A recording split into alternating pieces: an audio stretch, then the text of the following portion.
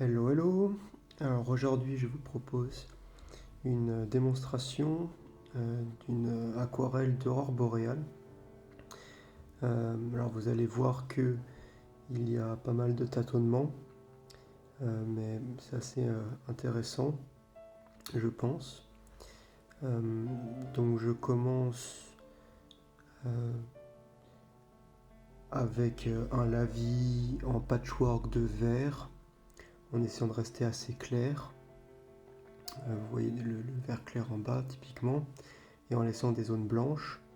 Donc si vous voulez, je pose la lumière, ce qui va rester au final en fond dans ces nuances de vert et de violet.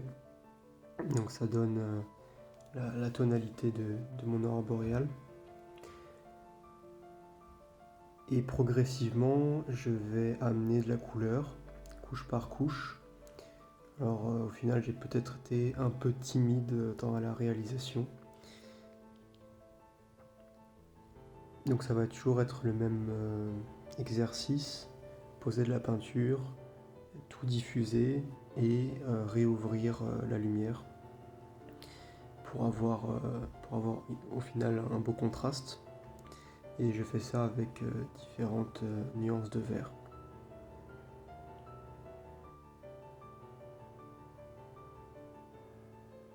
J'utilise pas mal le spray. C'est assez marrant comme peinture à faire. On joue beaucoup avec l'eau et puis on laisse faire, ça demande de lâcher prise, euh, de constater ce qui se passe sur le papier. Faire ça avec du papier 100% coton, c'est important. Comme ça, si le résultat de l'œuvre de l'eau ne nous plaît pas, on peut corriger a posteriori. Vous voyez que je reste sur des tons très pâles encore. Je progresse très lentement, peut-être trop lentement, mais, euh, mais c'est pas grave. Je travaille à la fois sur le ciel, vous devinez peut-être la ligne d'horizon, je travaille à la fois sur le ciel et sur le reflet. Le but c'est d'avoir une aurore boréale qui se reflète dans un lac gelé ou non, je ne sais pas, à chacun d'interpréter. Mais voilà. Je rajoute des nuances de bleu, violet un peu plus sombres. Euh, J'essaye d'avoir du contraste, mais c'est pas évident. J'ai un peu peur de rajouter trop de pigments d'un coup et, et que l'effet ne soit pas celui que je veux au final. Donc j'y vais très progressivement.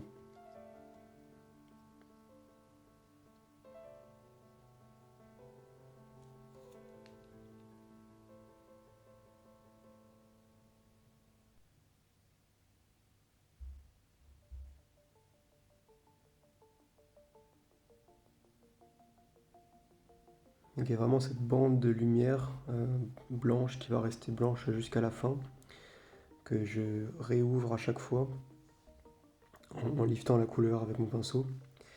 Alors je suis une référence, enfin je suis vaguement une référence.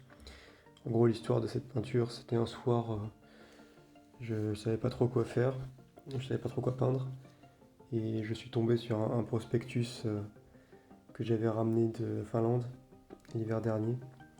Et sur la couverture, il y avait cette aurore boréale, une photo comme ça. Donc j'ai suivi plus ou moins cette photo, plutôt moins que plus. Mais en tout cas, l'élément intéressant, de composition intéressant, c'était cette bande de lumière qui se levait comme une vague, comme ça dans le ciel, entre la partie un peu plus violette à gauche et la partie un peu plus verte à droite. Donc j'essaie de me focaliser là-dessus, en donnant un peu de mouvement à ce ciel.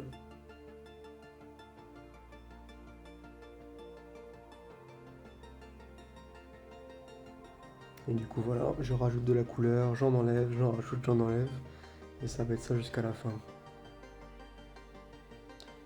Je commence aussi progressivement à faire la colline, les montagnes à droite et à gauche, au-dessus de l'horizon, qui vont donner un arrière-plan.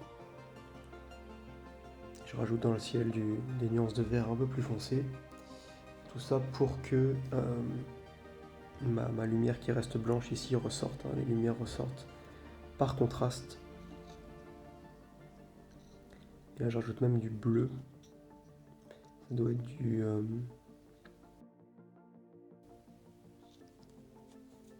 doit être du bleu de phthalo, je pense, très saturé, donc je mets un tout petit peu. Et ici donc je m'attaque au premier plan. Alors sur cette photo du coup c'était une ombre noire qui prenait tout le premier plan. Et je me suis rendu compte que ça n'allait pas le faire à l'aquarelle. Donc là honnêtement je ne sais pas trop ce que j'essaie de faire, mais je le fais avec conviction. On a l'impression que je suis en train de gâcher complètement les reflets dans le lac que j'avais soigneusement fait. Mais au final, ça va miraculeusement bien se passer. Voilà, là je vois que c'est pas ce que je veux, donc je rajoute de l'eau, ça redonne du mouvement. Et au final, ça va ternir un peu le reflet dans le lac, ce qui va donner un effet de texture d'un lac qui pourrait être un peu gelé, selon l'imagination du spectateur.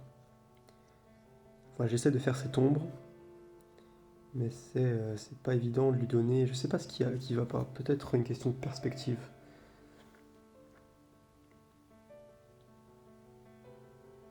Peut-être une question de perspective par rapport à mon modèle qui est une photo en grand angle.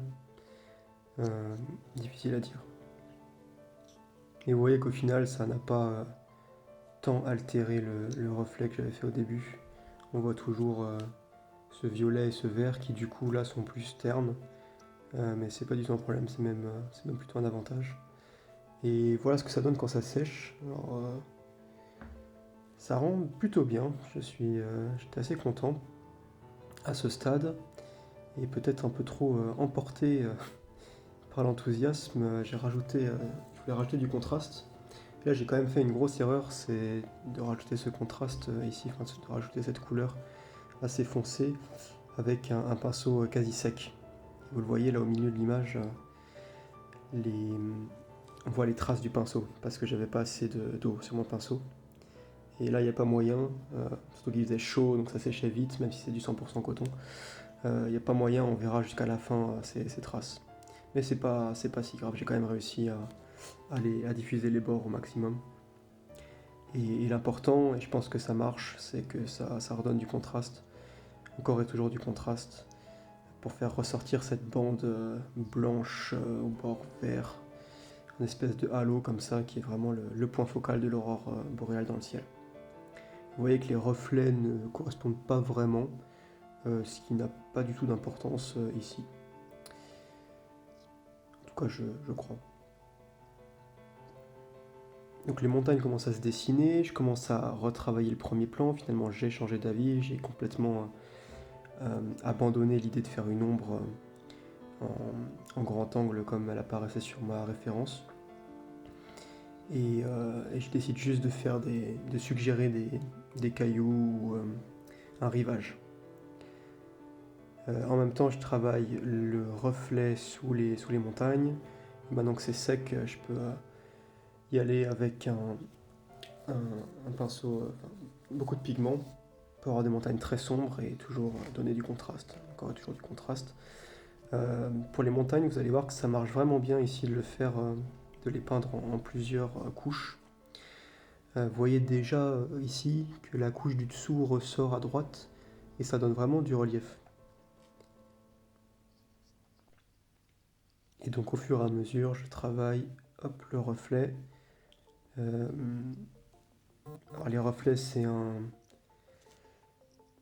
exercice que j'ai encore beaucoup de mal à faire. Souvent, je les travaille trop.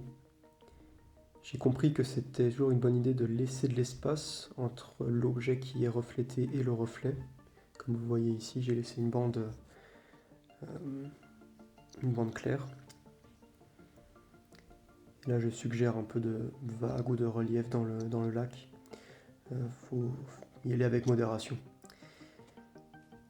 Et donc ici, la figure, le personnage, qui donne un peu de vie à cette peinture figée dans la glace. Alors j'ai travaillé, ça c'était la thématique du mois de juillet, silhouette. J'en ai fait des centaines, et il faut en faire des centaines, faites-en des centaines, faites-en des milliers, pour arriver finalement avec quelques coups de pinceau à produire des personnages comme ça. C'est un geste à prendre, quoi.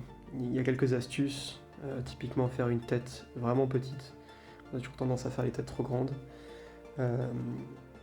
Et ensuite y aller avec un gros pinceau, faire un corps qui ressemble à une patate, et puis deux jambes. Ici j'ai fait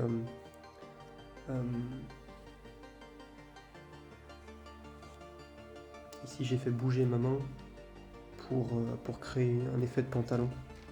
Et ça marche vraiment bien, je suis vraiment content de cette silhouette. Et je repasse une troisième couche donc sur les montagnes au loin, qui redonne encore du relief. Je suis vraiment content du rendu des montagnes. Et je rajoute un peu de pigment dans le reflet. Comme je vous disais, j'ai toujours tendance à trop les travailler, les reflets. C'était peut-être pas nécessaire de rajouter cette couche. Donc en diffusant soigneusement les bords, peut-être trop soigneusement, il faut vraiment que je travaille ça. Et pour finir, je rehausse un petit peu avec de l'encre blanche pour casser un peu le reflet qui était trop, entre guillemets, parfait, trop miroir. Et en plus, ça redonne de la lumière dans le lac et de la verticalité. Alors j'ai pas filmé la toute fin, mais je refais ça avec du blanc encore plus fort. Et donc voilà le résultat final. C'était un peu laborieux, mais au final, je suis vraiment content de ce que ça donne. Il y a une belle lumière dans le ciel et le personnage est vraiment intégré. Voilà, merci d'avoir regardé.